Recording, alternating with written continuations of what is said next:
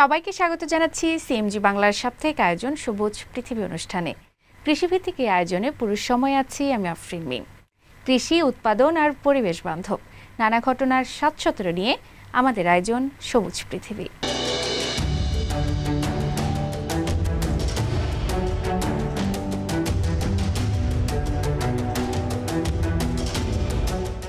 বাংলাদেশে অনুষ্ঠিত হয়ে গেল বৃক্ষমেলা 2025।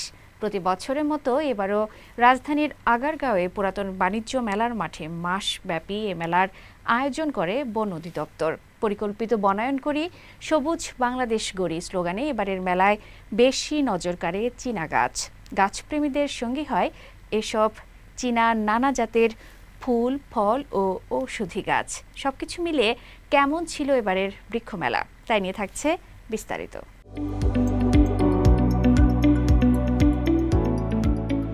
সবুজে ঘেরা ভবিষ্যৎ গড়ার প্রত্যয়ে বাংলাদেশে চলছে জাতীয় বৃক্ষমেলা 2025। পরিকল্পিত বনায়ন করি সবুজ বাংলাদেশ গড়ি স্লোগানে আয়োজিত এই মেলা শুধু গাছের চারা কেনাবেচার উৎসব নয়, বরং এটি একটি সচেতনতা ভিত্তিক সামাজিক আন্দোলন, যার মাধ্যমে পরিবেশ রক্ষা ও জীববৈচিত্র্য সংরক্ষণের বার্তা পৌঁছে দেওয়া হচ্ছে বাংলাদেশের প্রতিটি প্রান্তে। প্রতি বছরের মতো এবারও রাজধানীর আগারগাঁওয়ে পুরাতন বাণিজ্য মেলার মাঠে মাসব্যাপী এ মেলার আয়োজন করেছে বন অধিদপ্তর। এবারের মেলায় রয়েছে 112টি স্টল, যার মধ্যে 92টি নার্সারির এবং এর মধ্যে ডাবল স্টল রয়েছে 18টি। এসব স্টল দেশের বিভিন্ন নার্সারি প্রতিষ্ঠানগুলোর উদ্যোগে নেওয়া হয়েছে। আমি এখন দাঁড়িয়ে আছি জাতীয় বৃক্ষ মেলার মেলা প্রাঙ্গণে। আমার চারপাশে নানা ধরনের গাছ এবং বিভিন্ন পরিবেশ সচেতন নাগরিকদের পদচারণা, পাশাপাশি সরকারি বেসরকারি নানা প্রতিষ্ঠান মিলে এখানে জমে উঠেছে এবারের মেলা। বৃক্ষমেলায় রয়েছে দেশীয় ফল থেকে শুরু করে বনজ ঔষধি ও ফুলের গাছের চারা, পাশাপাশি সৌন্দর্য বর্ধন গাছ, বনসাই, ক্যাকটাস ও নানা রকম ইনডোর প্ল্যান্টও মিলছে এবারের মেলায়। তবে কলাম গাছের চাহিদা বেশি দেখা গিয়েছে। এবারের মেলায় বেশি চোখে পড়ে গাছপ্রেমী ছোট শিশুদের পদচারণা। তারা নিজেদের পছন্দসই গাছ কিনতে পরিবারের সঙ্গে ভিড় করেছেন মেলায়। আমরা দুই বোন আজকে বৃক্ষ মেলায় আসছি বাবা মার সাথে গাছ কিনতে। এখানে অনেক সুন্দর সুন্দর গাছ আছে, জবা, বিভিন্ন ফল, বিভিন্ন ফুল, বাঁশের তৈরি আয়না, আর অনেক কিছু যেগুলো আমার খুব ভালো লেগেছে। নিজের রুমের সৌন্দর্য কিংবা বারান্দায় প্রাণ ফিরিয়ে আনতেও অনেকে ভিড় করেছেন বৃক্ষমেলায়। আমি আগে একদিন আসছি গাছ কেনার জন্য, অনেকগুলো ভেরিয়েন্ট নিছি, অনেকগুলো নেওয়া বাকি ছিল, আর আজকেও সেই বাকি যে ভেরিয়েন্টগুলো ছিল ওইটা নেওয়ার জন্য আজকে আসছি। মেইনলি দোলন চাপা যে গাছটা বর্তমানে আসার জন্য সবাই বিখ্যাত, মানে এটা তো ফেমাস এখন, এটা নিতে মেইনলি আসছি আমি আজকে। বিভিন্ন দেশের নানা প্রজাতির গাছ দেখা যায় এবারের মেলায়, তবে সবচেয়ে বেশি নজর কাড়ছে চীন থেকে আনা গাছ। তাই তো বেছে নিচ্ছেন নিজের পছন্দ মতো ক্রেতারা। আমি আসলে প্রতিবারই বৃক্ষ মেলায় আসি, যেহেতু আমার ছোটোখাটো বারান্দায় আমি একটা অনেক জাতের গাছ আছে, যেমন অর্কিড আছে, গোলাপ আছে, রজনীগন্ধা আছে, প্লাস শাকসবজি কিছু ভেজিটেবলসও আছে, বেগুনের গাছ আছে, মরিচের গাছ আছে। তো আমি প্রতিবারই আসি। আমি চায়না যেটা দেখেছি যে চাইনিজ বট দেখেছি, ইনডোর প্লান্টস জাতীয় ছোট ছোট, বেশ সুন্দর। ওগুলো চায়না, ওনারা বলেছে যে চায়না বট টাইপের, এটা চাইনিজ বট বলে কি, ছোট ইনডোর প্লান্ট চাইনিজ। চীন থেকে আনা গাছগুলো ভালো বিক্রি হচ্ছে বলেও জানান বিক্রেতারা। আমাদের চীনের বেশ কিছু ভ্যারাইটি আছে। এই যে এটা একটা মানি ট্রি, এটাকে ওরা সৌভাগ্যের গাছ বলে থাকে, ওরা মানে খুব রেসপেক্ট করে। এটাও আমরা ইম্পোর্ট করেছি। তাছাড়াও এখানে আছে লাকি ব্যাম্বো, এইটাও ওরা মানি ট্রি মানে সবসময় ঘরে রাখে, ঘরের গাছ, ওরা বিশ্বাস করে আর কি যে এটা ওদের সৌভাগ্য বয়ে আনবে। তবে এবারের মেলায় গেল কয়েক বছরের তুলনায় কিছুটা পরিবর্তন থাকায় ভালো বিক্রির প্রত্যাশাও করছেন বিক্রেতারা। কারণ সবসময় বৃক্ষমেলা শুরু হয় জুনের 5 তারিখে, এবার শুরু হয়েছে 25 তারিখে। কিছু গভর্নমেন্টের একটা ইয়ে ছিল, সব কিছু মিলিয়ে আসলে গুছানো একটু দেরি হয়ে গিয়েছে। আমাকে ঠিকই আমার কাস্টমার খুঁজে আসতেছে, বরং এখানে এসে আমি আরও নতুন কিছু কাস্টমার পেয়েছি।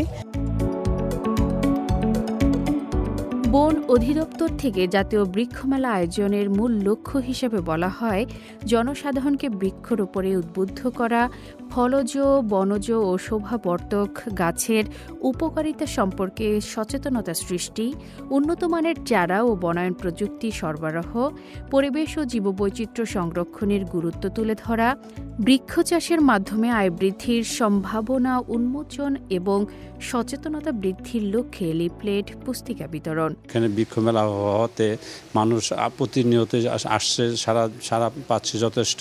আমরা গত বছরের যে এই দিনে যে পরিমাণ গাছের চারা এবং টাকা বিক্রি হয়েছে, আমাদের সেই টার্গেটের কাছাকাছি চলে আসছে অলরেডি। জাতীয় পর্যায়ে বৃক্ষমেলার সূচনা হয় ১৯৯৪ সালে বন বিভাগের উদ্যোগে। তবে এই সামাজিক আন্দোলনের বীজ বপন হয়েছিল আরও আগেই। ১৯৯১ সালের ৫ জুন বিশ্ব পরিবেশ দিবসে দেশের প্রতিটি নাগরিককে একটি করে গাছ লাগানোর আহ্বান জানানো হয়। এরপর ১৩ আগস্ট গাজীপুরের শালনা গ্রামে তৎকালীন প্রধানমন্ত্রী একটি মেহগনি গাছ রোপণ করে বৃক্ষরোপণ অভিযান ৯১-এর আনুষ্ঠানিক সূচনা করেন। ধীরে ধীরে এ কর্মসূচি পরিণত হয় একটি বৃহৎ জনসম্পৃক্ত সবুজ আন্দোলনে। আফরিন মিম, সিএমজি বাংলা। এদিকে চীনের ফুজিয়ান প্রদেশের উফু টাউনশিপে এখন পদ্মের এক নয়নাভিরাম রাজ্যে পরিণত হয়েছে। বিস্তীর্ণ পদ্মক্ষেতগুলো ফুলে ফলে ভরে উঠেছে, যা শুধু চোখ জুড়ানো সৌন্দর্যই নয়, স্থানীয় অর্থনীতিতেও নতুন প্রাণের সঞ্চার ঘটাচ্ছে। এখানকার মৃদু ও আর্দ্র জলবায়ু এবং উর্বর মাটি পদ্ম চাষের জন্য অত্যন্ত উপযোগী। আর এই প্রাকৃতিক সুবিধাটাকে কাজে লাগিয়ে এক নতুন অর্থনৈতিক বিপ্লবের সূচনা হয়েছে। বিস্তারিত থাকছে প্রতিবেদনে।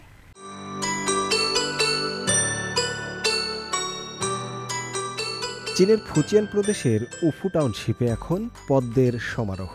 বিস্তীর্ণ পদ্মক্ষেতগুলো ফুলে ফুলে ভরে উঠেছে, যা নয়নাভিরাম দৃশ্যের অবতারণা করছে। এখানকার মৃদু ও আর্দ্র জলবায়ু এবং উর্বর মাটি পদ্ম চাষের জন্য অত্যন্ত উপযোগী। আর এই প্রাকৃতিক সুবিধাটিকে কাজে লাগিয়ে স্থানীয় অর্থনীতিতেও নতুন প্রাণের সঞ্চার হচ্ছে। সাম্প্রতিক বছরগুলোতে উফু টাউনশিপে এক নতুন প্রবণতা লক্ষ্য করা যাচ্ছে। শহর ছেড়ে অনেক তরুণ তাদের নিজ শহরে ফিরে আসছেন, করছেন পদ্ম চাষ এবং এর বাজারজাতকরণেও নিজেদের যুক্ত করেছেন। এই তরুণ উদ্যোক্তারা আধুনিক জ্ঞান ও কৌশল ব্যবহার করে ঐতিহ্যবাহী পদ্ম চাষে নতুন মাত্রা যুক্ত করেছেন। এর ফলে একদিকে যেমন উৎপাদন বৃদ্ধি পাচ্ছে, তেমনি অন্যদিকে পদ্ম থেকে তৈরি বিভিন্ন পণ্যের বাজারও সম্প্রসারিত হচ্ছে। ভিডিও প্ল্যাটফর্মে ব্যবসা শুরু করার পর থেকে আমরা প্রতিদিন অনলাইনে প্রায় ১,০০০ বক্স পদ্ম ফুল বিক্রি করতে সক্ষম হয়েছি। প্রতিটি বক্সে 10টি পদ্ম ফুল থাকে, অর্থাৎ প্রতিদিন প্রায় 10,০০০ ফুল তোলা হয়। প্রতিদিন সকালে কৃষকরা পদ্মের শুটি সংগ্রহ করেন এবং সেগুলো প্রক্রিয়াজাত করে শুকনো বীজে পরিণত করেন। স্থানীয় কৃষক লিয়ান লিয়াই জানান, তারা বর্তমানে প্রতিদিন প্রায় 400 কেজি শুকনো পদ্ম বীজ উৎপাদন করছেন। সাদা পদ্ম পরিপক্ক হওয়ার সঙ্গে সঙ্গে তাদের উৎপাদন আরও বৃদ্ধি পাবে। বর্তমানে উফুতে প্রায় 10,000 মু অর্থাৎ 666 হেক্টরেরও বেশি পদ্মক্ষেত রয়েছে। এই অঞ্চলে বছরে 100 মিলিয়ন ইউয়ানেরও বেশি আয় হয় এবং এটি গ্রামীণ পুনরুজ্জীবনের একটি গুরুত্বপূর্ণ অংশ হয়ে উঠেছে। এই উদ্যোগ স্থানীয় পদ্ম চাষীদের আয় বৃদ্ধিতে সরাসরি সহায়তা করছে। তরুণদের অংশগ্রহণে পদ্ম শুধু একটি ফসল নয়, বরং এটি এই অঞ্চলের অর্থনৈতিক সমৃদ্ধির প্রতীক হয়ে উঠেছে। তাদের নিরলস প্রচেষ্টা এবং আধুনিক বিপণন কৌশল স্থানীয় পদ্মকে জাতীয় ও আন্তর্জাতিক বাজারে পরিচিতি লাভে সাহায্য করছে। তবে শুধু আয় বৃদ্ধি কিংবা স্থানীয়দের জীবনমানের পরিবর্তন নয়, পদ্ম ফুলের এই সমারোহ দেখতে প্রতিদিন প্রচুর পর্যটক উফুতে ভিড় করছেন। দর্শনার্থীরা পদ্মক্ষেতের মনোরম দৃশ্যের পাশাপাশি এখানকার প্রাকৃতিক সৌন্দর্যও উপভোগ করছেন। শুভ আনোয়ার, সিএমজি বাংলা।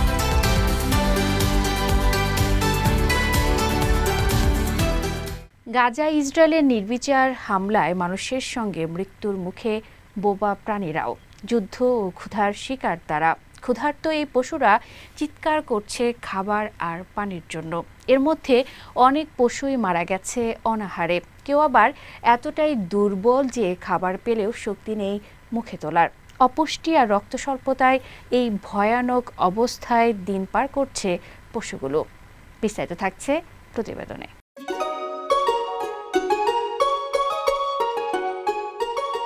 হামাস ও ইসরায়েলের সংঘাতে জড়িয়ে পড়েছে গাজা উপত্যকার প্রাণীরাও।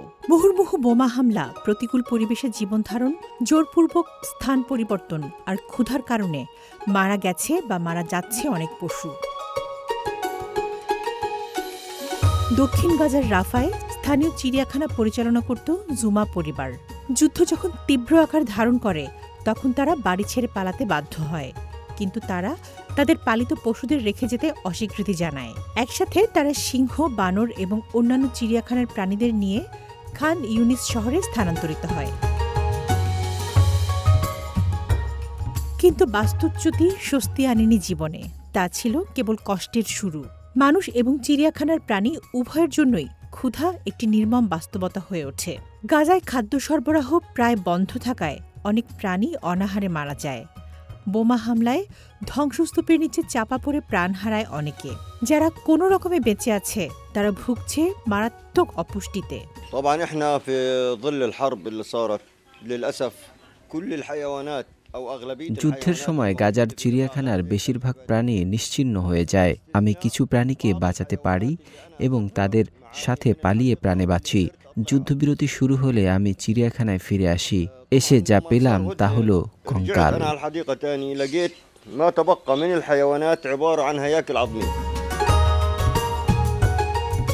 গাজা শহরের এক তরুণী মরিয়ম বাজ তার বাড়িকে কয়েক ডজন বিড়ালের আশ্রয়স্থলে পরিণত করেছিলেন, কিন্তু তার পাড়ায় প্রচণ্ড গোলাবর্ষণের ফলে তিনি পালিয়ে যেতে বাধ্য হন। বেশিরভাগ প্রাণী খাবার বা জল ছাড়াই সেখানে পড়ে থাকে।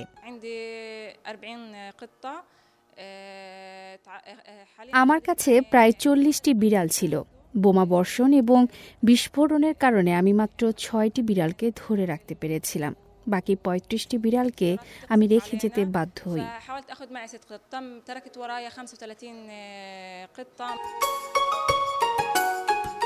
গাজা শহরের একজন পশু চিকিৎসক মুআতাসিম কাদুরা জীবনের ঝুঁকি নিয়ে তার ক্লিনিকে থেকে যান।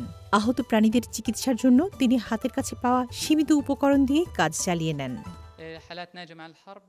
যুদ্ধের সময় আমরা বেশিরভাগ ক্ষেত্রেই ধ্বংসস্তূপের নিচ থেকে টেনে আনা প্রাণীদের পাই। অনেকেই পুড়ে যায় এবং অনেকের শরীরে মারাত্মক জখম ছিল। কেউ কেউ মারা যায় কারণ তাদের বাঁচানোর জন্য আমাদের কাছে চিকিৎসা সরঞ্জাম এবং ঔষধের অভাব ছিল। তামান্না জেনিফার, সিএমজি বাংলা।